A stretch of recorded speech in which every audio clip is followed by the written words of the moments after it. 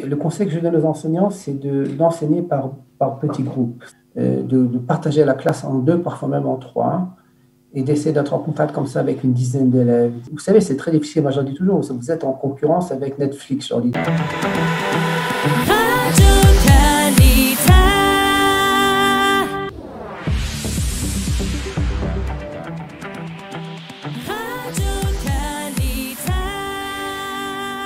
Le nombre d'élèves ayant des difficultés en écriture, mathématiques et dans d'autres domaines a été multiplié par 4 et le nombre d'élèves en échec scolaire multiplié par 5. Le nombre d'élèves ayant tout simplement abandonné l'école aurait triplé au cours de ces 3 derniers confinements. C'est le résultat d'une enquête de l'Institut Gordon pour l'éducation. Pour en parler ce matin, pour parler de cette inquiétante situation, nous sommes ce matin avec Yitzhak Grunwald. Yitzhak, bonjour. Bonjour, Boker Tov. Merci d'être avec nous, Yitzhak, pour parler justement un peu de cette situation. Vous êtes donc de l'Éducation nationale, inspecteur à l'Éducation nationale, au ministère Oui. donc de l'Éducation. Avant de parler de la situation, je voudrais qu'on fasse un petit point. Justement, ce matin, une partie des élèves israéliens sont rentrés, ont repris en tout cas le chemin de l'école. Est-ce que vous pouvez nous dire qui va à l'école, qui ne va pas à l'école ce matin ? Aujourd'hui, les classes, ce qu'on appelle les classes de Kitot Aleph jusqu'à Dalet, donc en français ça donne CP, jusqu'au oui, je me souviens plus tellement, les 4 premières années, dans les zones qui sont vertes et les zones jaunes, reprennent en fait comme avant le dernier confinement, c'est-à-dire que les classes de CP et on va appeler la première année et deuxième année, ils sont normalement. Les classes, la troisième année et quatrième année sont sous forme de divisées par 2, à peu près une vingtaine d'élèves par classe.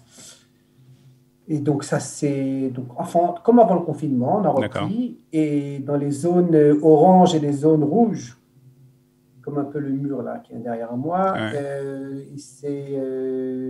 bon, les élèves viennent à l'école, mais sous un groupe de 9 élèves.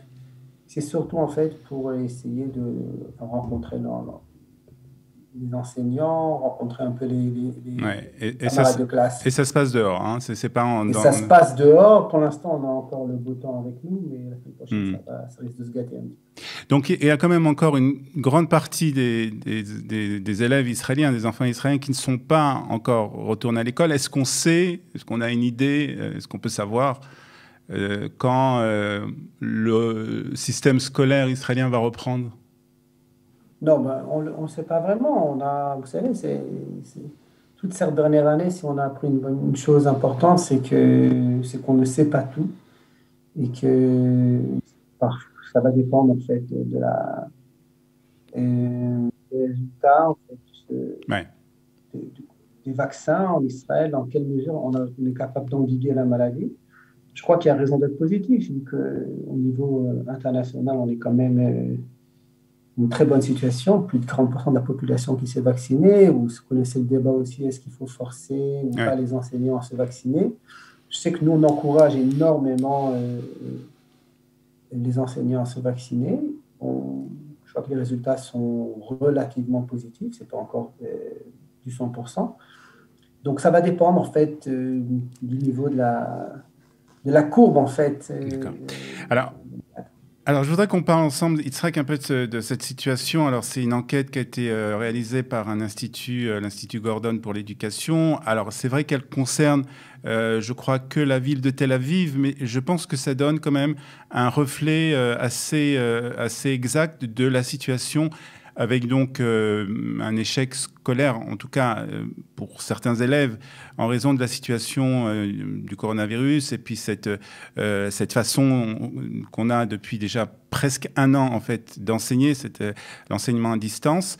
Est-ce que d'abord ce sont des chiffres au ministère de l'Éducation, vous connaissez? Non. Je dois dire que moi, j'en ai pas pris connaissance. On n'a pas eu de débat autour des chiffres. Bon, moi, je travaille surtout dans le sud du pays. Hein, donc, je ne sais pas si les chiffres, comme vous dites, qui ont fait un test sur la ville de Tel Aviv, reflètent aussi ce qui se passe dans le sud du pays. Moi, je peux vous dire que pendant toute cette période, donc ces 5 semaines de confinement, j'ai assisté à beaucoup de cours qui ont été donnés par distance par les enseignants. Moi, je rentrais vraiment, je faisais en fait comme une visite d'école normale, mais simplement par Zoom, par distance. Et il y a des choses, on voit, les profs ont travaillé de manière très intense, sont énormément investis aussi, et les élèves aussi. Maintenant, et c'est certain, je dirais, il n'y a rien qui remplace le contact humain, il n'y a rien qui remplace le contact entre un enseignant et ses élèves en classe. On est bien certain, c'est comme ça que doit se faire l'instruction, c'est comme ça qu'une société fonctionne. Et moi, je peux vous dire que je pense qu'on a plusieurs mois de retard. Je ne suis pas sûr qu'on ait les chiffres que vous avez amenés sont assez effrayants. Je ne suis pas certain que ce soit aussi grave que ça n'est, mais et je vous rappelle aussi qu'en principe, on va essayer, ça va dépendre aussi, mais d'enseigner durant le mois de juillet. On va essayer aussi de rajouter quelques jours avant Pessah. On va essayer de combler le manque, mais c'est certain que l'enseignement par distance ne peut pas remplacer l'enseignement normal dans une classe.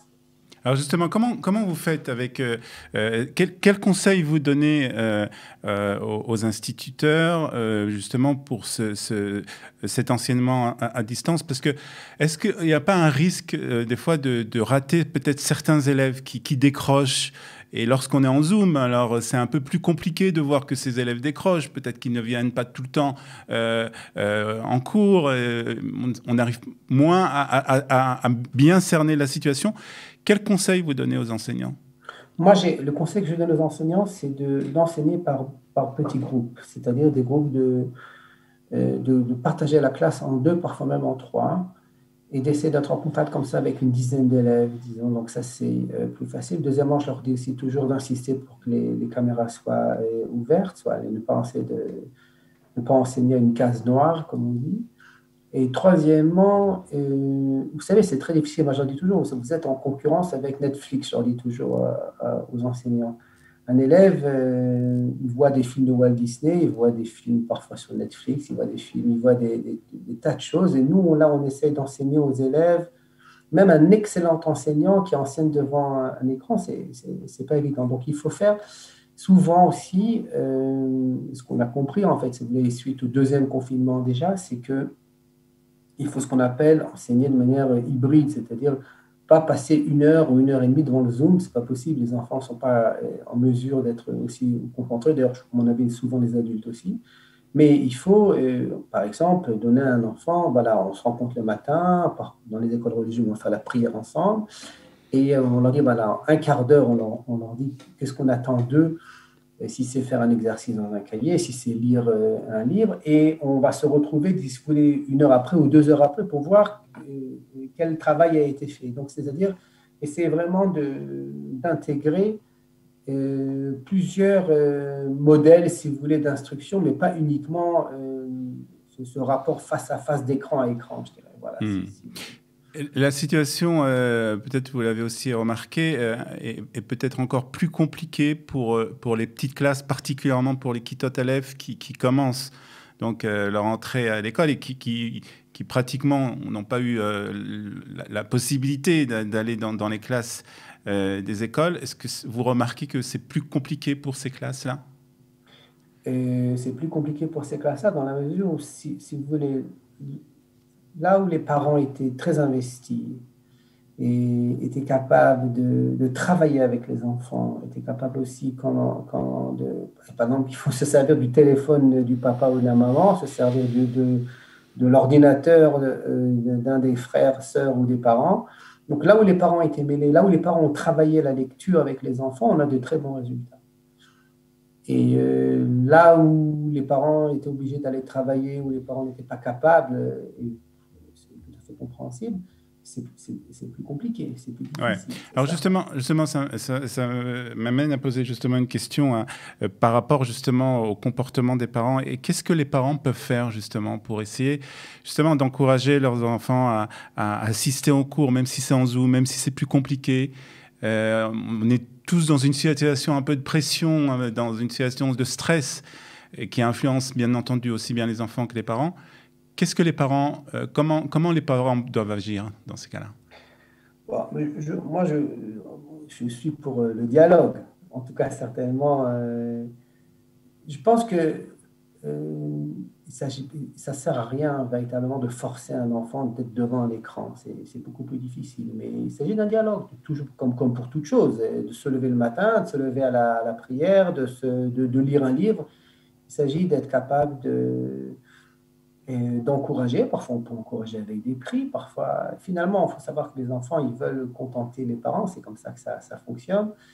Et que, donc, il s'agit de toujours être en mesure d'un dialogue qui est ouvert à n'importe quel âge. Et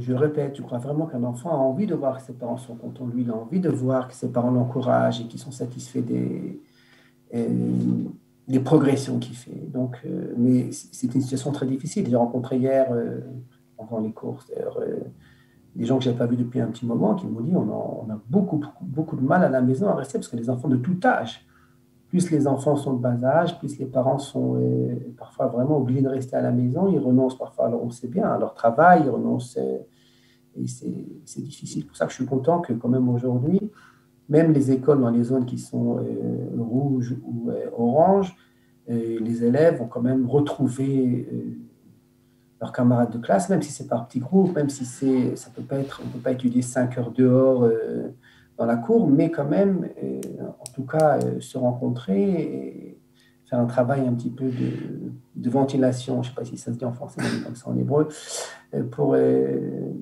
vraiment s'aérer, en fait, un petit peu. Ouais. Et justement, il y a aussi ce manque-là parce que c'est bien, l'école, c'est bien entendu un endroit où on apprend, mais c'est aussi un endroit où il y a une expérience de vécu, de rencontrer d'autres personnes, de rencontrer des amis.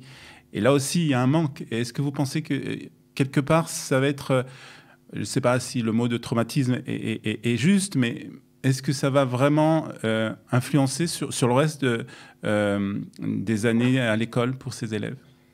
Je ne sais pas si ça va influencer sur les années. Au ministère, on met beaucoup l'accent sur le côté psychologique, psychique des enfants. Parfois même sur le compte un peu de l'instruction, mais de l'enseignement des connaissances. Mais je veux dire, il faut quand même... Je pense que la situation, par exemple, en Europe est plus complexe parce que des familles en Europe où il y a un enfant qui s'est retrouvé seul à la maison pendant des mois et des mois, c'est la situation en Allemagne ou en France, ou dans plusieurs pays européens, c'est plus difficile quand même. Il faut dire, Dieu merci, en Israël, quand même, la notion de famille est très importante. Il y a quand même, les familles sont plus nombreuses. Donc, on a souvent des enfants qui sont restés à la maison avec leurs frères et avec leurs sœurs. On a aussi, si vous voulez, moi qui habite dans Gush Etzion, donc dans la vie, dans les villages, dans les yishuvim, où le côté social est resté quand même important parce que ça fait partie vraiment de la vie ici dans ces petites villes, dans ces petits villages. Donc je pense que là, je ne suis pas sûr, ça va dépendre vraiment je pense qu'un enfant qui a dû rester au 4e étage dans une ville sans frères et sœurs a vécu ça de manière beaucoup plus difficile qu'un enfant qui est dans une famille avec des frères et avec des sœurs. Et parfois aussi, les mouvements de jeunesse ont continué à fonctionner d'une manière ou d'une autre et il y a eu des rencontres quand même sociales. Mais vous avez raison qu'une des priorités de l'école aussi, c'est cette spécialisation, c'est certain. Israël Grunewald, inspecteur à l'Éducation nationale, merci beaucoup d'avoir été avec nous ce matin. Merci pour cet entretien. Bonne journée.